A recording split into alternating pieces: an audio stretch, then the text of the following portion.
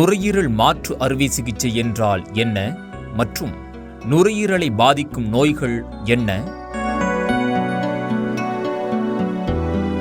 நுரையீரலை பாதிக்கும் நோய்களை 4 வகைப்படுத்தலாம். ஒன்று இன்டர்ஸ்டிஷியல் லங் டிசீஸ்ன்னு சொல்லுவோம். அது நுரையீரலில் நிறைய தழும்புகள் உண்டாயிடுது. தழும்புகள் இருக்கிறதுனால அந்த நுரையீரல் செயலிழந்து சில காரணங்களுக்கு காமனாகவே சொல்ல முடியாது. ஸோ அது இடியோபேத்திக்னு சொல்கிறோம். காரணம் தெரியாததை மருத்துவத்தை இடியோபேத்திக்னு சொல்கிறோம். சில சமயங்களில் அலர்ஜினால் ஹைப்பர் சென்சிட்டிவ் நியூமோனைட்டிஸ்ன்னு சொல்லுவாங்க. சில பேருக்கு இன்ஃபெக்ஷனால் வர பின் விளைவுகள்னால தழும்புகள் வர வாய்ப்பு. நான் சொன்ன இன்டர்ஸ்டிஷியல் லங் டிசீஸ் நுரையீரல்களில் தழும்புகள் உண்டாகுவது தான். மற்ற ஒரு வகை நம்ம நிறைய பேர் புகைப்பிடிப்பதனால நுரையீரல் பாதிக்கப்பட்டு பழுதடைஞ்சு அதற்கு COPD என்று சொல்வோம், chronic obstructive pulmonary disease or emphysema. அது ஒரு காரணம்.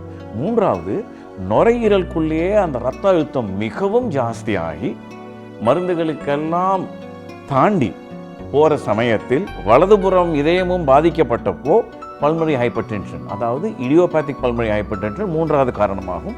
கடைசியில் நீங்கள் சொன்னது இன்ஃபெக்ஷன். சிறு வயதிலிருந்தே பல காரணங்களாக அடிக்கடி தொற்று போகிறப்போ நுரையீரல் பாதிக்கப்பட்டு சிஸ்டிக் ஃபைப்ரோசிஸ்ன்னு சொல்லுவாங்க சில குழந்தைகளுக்கு, இல்லை என்றால் பிராங்கியக்டேசிஸ். சில சமயங்களில் நம் நாட்டில் பார்த்தீங்கன்னாக்கா காசநோய், டிபினால் பாதிக்கப்பட்ட நுரையீரல் இறுதிக்கட்ட நிலை அடைகிறப்போ நாங்கள் பண்ணணும்.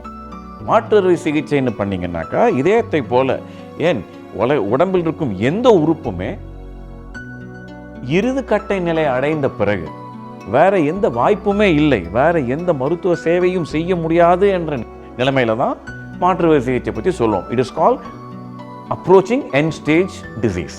லங்ஸில் எண்ட் ஸ்டேஜ் லங் டிசீஸ். அப்படி இருந்தால்தான் ஒரு கால் வேற ஏதேனும் வைத்தியம் இருந்தால், மாற்று அறுவை சிகிச்சை இல்லாத வைத்தியம் இருந்தால் அதைத்தான் நாங்கள் யோசிப்போம். A non-transplant option is any day better than a transplant.